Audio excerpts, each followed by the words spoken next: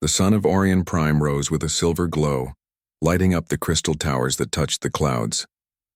The royal palace shimmered like glass, reflecting the wide sky filled with floating ships. Inside the palace, everyone was preparing for the grand ceremony. It was the day the Orion royal family would welcome visitors from Earth after many years of tension. Princess Lyra of Orion stood by her tall window, her golden eyes fixed on the landing platform far below. She was proud, strong, and known as one of the smartest minds in the Empire. Her people respected her not only for her royal blood, but also for her ability to win every challenge placed before her. She had never lost, neither in strategy, logic, nor combat. Losing was not in her nature. As the Earth delegation's ship landed, a group of armored guards formed a line beside her. Lyra moved gracefully through the grand hall, her long blue robe flowing behind her. When the door opened, she saw the humans walking in. Men and women in simple but neat uniforms, not covered in jewels or glowing armor like the Orions. They seemed so plain, yet their calm eyes met hers without fear. Among them was Captain James Rylan. He stood slightly behind his diplomats, his posture relaxed but confident. His gaze was clear, direct, and steady, something that caught Lyra's attention immediately. He didn't bow too deeply, nor did he speak with flattery like most visitors did. Instead, he simply said, "It's an honor to meet you, Princess Lyra." His tone was calm and polite, yet something about it made her frown slightly. There was no trembling in his voice, no trace of nervousness. To a proud Orion, that could almost be seen as arrogance, but to Lyra it was something interesting. The meeting began with polite words and political talk. The humans wanted peace, an end to the cold distance between their worlds. Lyra listened but said little. She found their words idealistic. In her eyes, humans were emotional creatures full of contradictions. Still, she watched Rylan closely. He didn't speak much, but when he did, his ideas were clear, balanced, and strangely full of hope. As the day went on, the conversation turned towards strategy. The Orions, always proud of their superior intellect, displayed simulations of past wars. Lyra, feeling curious, asked Rylan if he would like to test his skills in a strategic duel, a tradition of her people. It was supposed to be a friendly test, yet deep down, she wanted to see how far a human could go before failing. Rylan accepted with a calm smile. The royal hall filled with guests as the challenge was announced. The large holographic arena appeared in the center of the room, shining with maps, fleets, and stars. The rules were simple. Both players would command fleets across virtual space, using tactics and logic to gain control. The crowd whispered as the game began.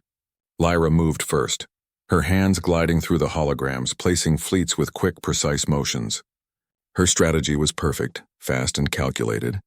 Everyone expected her to win as always, but as minutes passed, something unexpected happened. Rylan didn't rush. He watched, waited, and sometimes even smiled when she made her moves. Instead of fighting strength with strength, he built small traps, patiently, quietly. Every time Lyra pushed forward, she found herself blocked in ways she didn't predict. Halfway through the match, the court had grown silent. The princess frowned. Her moves became sharper, faster, almost desperate. Rylan's fleet surrounded hers, slowly closing the gaps, turning her own aggression into her downfall. And then with a quiet final command, he ended the simulation. The arena dimmed. The symbols of victory appeared beside his name. Lyra stood frozen. It was the first time in her life she had lost. Around her, murmurs spread like wind. Some were shocked, some laughed quietly. Others simply stared at the human who had beaten their princess. But what struck her most was Rylan's reaction. He didn't celebrate. He didn't smirk or bow in mockery. He simply turned to her and said, "That was a good game, princess." His voice was soft, respectful. Still, her pride burned. "You've won, human," she said coldly. "What do you demand as your reward?" The hall waited. Some expected him to ask for wealth, technology, or influence. Instead, Rylan looked straight at her and said, "Then your punishment shall be peace." The audience went silent. Even Lyra blinked, not understanding at first. He continued, "You will marry a human so our worlds can unite, not as enemies, but as partners. Let it be the symbol that ends the walls between us." The hall erupted in shock. Some shouted, some gasped. To everyone, it sounded absurd. An Orion royal marrying a human? Impossible. But the old code of royal wagers was absolute. She herself had made the promise before witnesses. If she lost, she would fulfill one command. That night, the royal court gathered in private.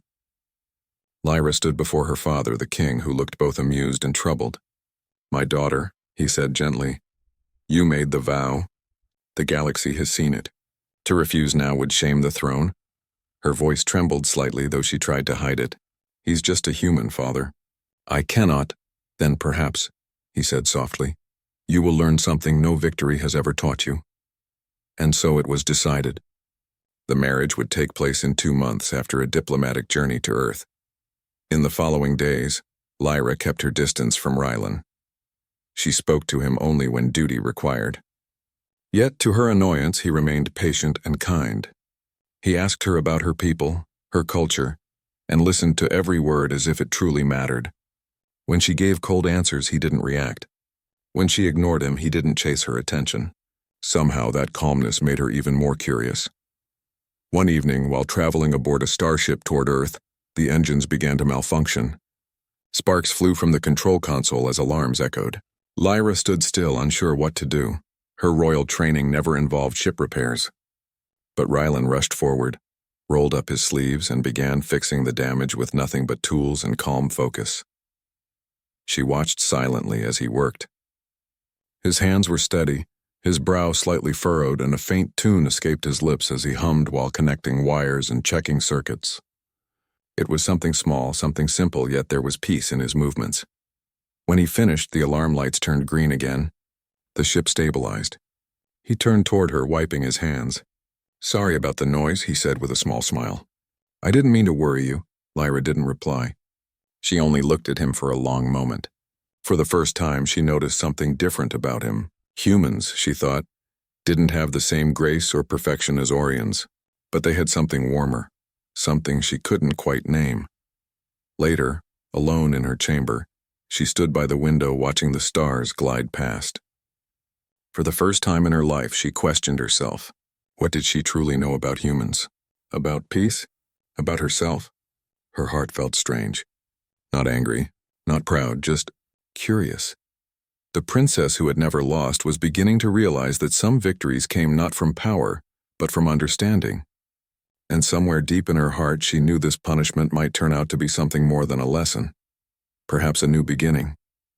As the ship sailed silently through the stars, Captain Rylan sat in the control room, unaware that the proud princess who had once challenged him was now quietly watching him from afar, her golden eyes softer than ever before. And though she would never admit it out loud, a thought crossed her mind, one she couldn't stop thinking about. Maybe losing wasn't the worst thing that ever happened to her. The royal ship entered Earth's orbit after weeks of travel through the stars. From the large window of her cabin, Princess Lyra saw a world unlike any she had ever known. Blue oceans stretched endlessly. Clouds drifted like silver smoke, and the land below glowed with millions of tiny lights. She had read about Earth before, but seeing it with her own eyes made something stir inside her chest. It was alive, imperfect and beautiful in a way her shining home world could never be. When the ship landed, reporters, diplomats, and soldiers gathered to greet them. The air was different, warmer, full of scents she could not name. Lyra stepped down the ramp in her silver gown, surrounded by curious human faces. Some looked in awe, some in confusion, but most smiled with a simple friendliness she didn't expect. Captain Rylan walked beside her, greeting everyone with quiet confidence. He had become her guide, showing her how to move through this strange world. During the following days, Lyra attended endless meetings and ceremonies. Cameras followed her everywhere. Every move she made was broadcast to both Earth and Orion Prime. To her people, this was still a punishment, a symbol of lost pride. To the humans, it was a miracle of diplomacy. But for Lyra, it was confusing. She didn't know who she was supposed to be anymore. The proud princess who never lost, or the woman who had been defeated and was now learning how to see. Rylan stayed close, but he never treated her as an obligation.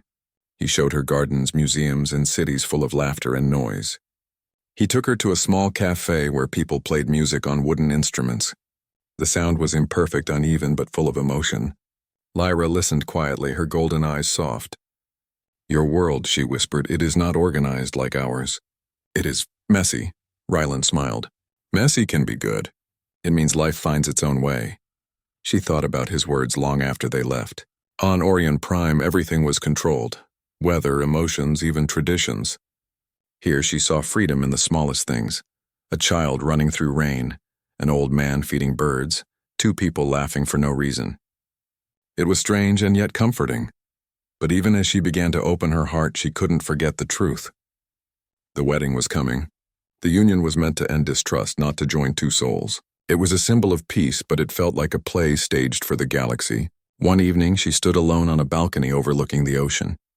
Waves hit the shore softly, and the moonlight touched her silver hair.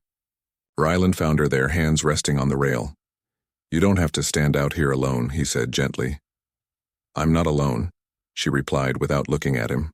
"Your world watches me. Your people celebrate my punishment." He stepped closer. "No one here wants to see you hurt, Lyra. This was never about control. It was about hope. You made a promise, and I asked for a chance to build peace. But you can still choose what that peace means." She turned to face him. "You could have asked for anything, gold, power, or technology. Why this?" He met her gaze calmly. "Because power doesn't last. Understanding does." His words left her silent.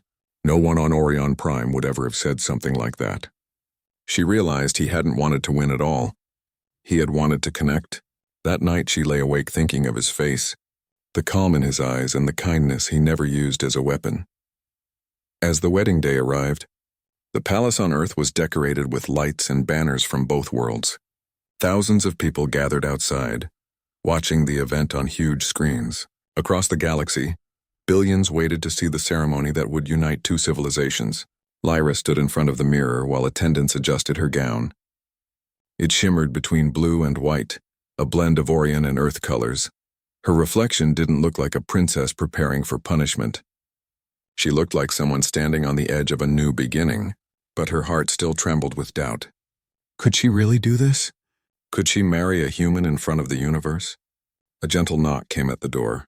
Rylan entered quietly, wearing a dark ceremonial uniform. His eyes met hers through the mirror. "You look like the stars themselves," he said softly. She tried to smile but couldn't. "I do not know if I can go through with this." "My people will think I am weak. Your people will see courage," he replied. "You're doing something no one has ever done before. Not because you lost, but because you dare to build something better." She turned fully toward him. "If I refuse, will you hate me?"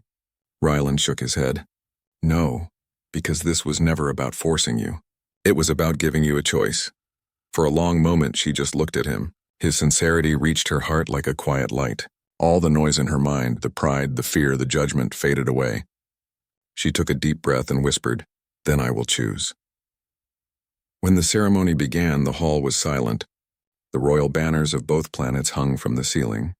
Diplomats and soldiers from across the stars filled the seats. The two of them walked side by side down the long path toward the altar, the soft hum of alien music filling the air. Cameras floated around them, broadcasting every second. When they stopped at the center, the officiant began to speak about unity, respect, and peace. Lyra listened, but her mind was somewhere else. She thought about the wager, the pride she once held, the strange warmth she felt around Rylan, and the way humans found beauty in small things. Then, when it was her turn to speak, she surprised everyone. Instead of repeating the traditional vows written by the council, she lifted her head and spoke from her heart. "I once believed losing was shame," she said clearly, "but now I see it differently. I lost my pride, and through that I found something stronger. This human taught me that peace is not weakness, it is the greatest courage. So I choose this marriage not because I am forced, but because I want to show the galaxy that understanding is the true victory." The hall fell completely silent. Even the broadcast channels paused. Then slowly people began to clap. The sound grew louder, spreading across the world. In that moment, Lyra's words reached not only humans and Orions, but countless others watching in faraway systems. When the ceremony ended, Lyra and Rylan stood together under a rain of silver light from hovering drones. She looked at him and whispered, "You gave me my first real lesson in humility. And you gave me my first real lesson in hope," he replied. They smiled at each other, no longer as a princess and a soldier, but as two beings who had crossed a universe of difference to meet halfway. Outside crowds cheered. Children waved flags of both worlds. The sky above filled with lights as ships fired gentle beams in celebration. Later that night, they stood again on the same balcony overlooking the sea. The waves reflected the colors of the celebration lights. Lyra leaned on the railing, the cool wind brushing her face. "Your world feels alive," she said quietly. "On Orion, we control everything. Even the weather listens to us. But here, it feels like the sky dances on its own." Ryland smiled. "Maybe that's why you belong here. You don't need control anymore. You just need to live." She turned toward him, her eyes glowing softly under the moonlight. "Perhaps this is what peace truly feels like." They stood there for a long time, watching the sea and the stars blend together. The world below celebrated a new age, but for them it was simpler than that. Two hearts, once from distant worlds, now shared the same quiet moment. The wager that began as pride ended as something beautiful, an unexpected connection between two souls who learned that victory is not always about winning, but about understanding each other. And as the first dawn of peace rose over Earth and Orion alike, the princess who once called it a punishment finally smiled with truth in her heart.